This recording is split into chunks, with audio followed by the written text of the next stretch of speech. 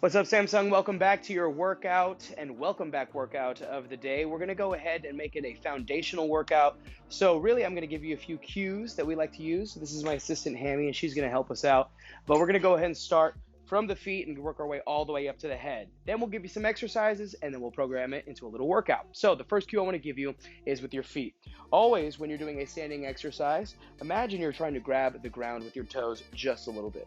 The next piece we're trying to think of is our pelvis. So we want to try and tilt it. If you were to try and extend your spine, you would be doing what's called an anterior tilt, but we want to try and tuck the pelvis and do what's called a posterior tilt, which would require squeezing your glutes. The next piece, you want to think about pulling your belly button towards your spine and closing the gap between the 2 points right here. Again, when we say brace your core, that's what we mean.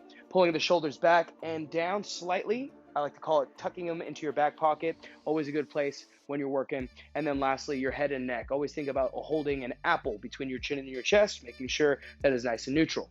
Now, how do we apply that to some movement? So let's go ahead and go over 3 different movements that we can use and some basic ones, some foundational movements. The first would be a squat. So I'll grab the ground with those toes, I'll turn everything on, and I'll work slowly through the squat, thinking about the cues that we just went through.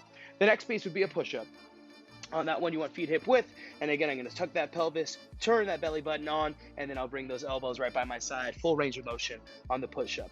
And the last piece is going to be a plank. Standard moves. Elbows down underneath chest and shoulders, feet are hip width, and again, squeezing the butt, tucking the pelvis, and pulling the belly button to your spine. Now, here's how you can make it a workout, team.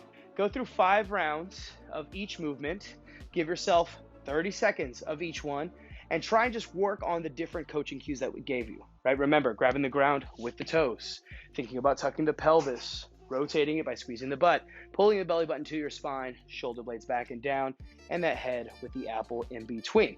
If you think about all those things for those 5 rounds, 30 seconds on each one, the squat, the push-up, and the plank, you'll find yourself pretty sweaty at the end of it. Let us know what you thought of this one. Remember, ease your way into your workouts, and we'll see you next week for another one. Have a good one, y'all. See ya.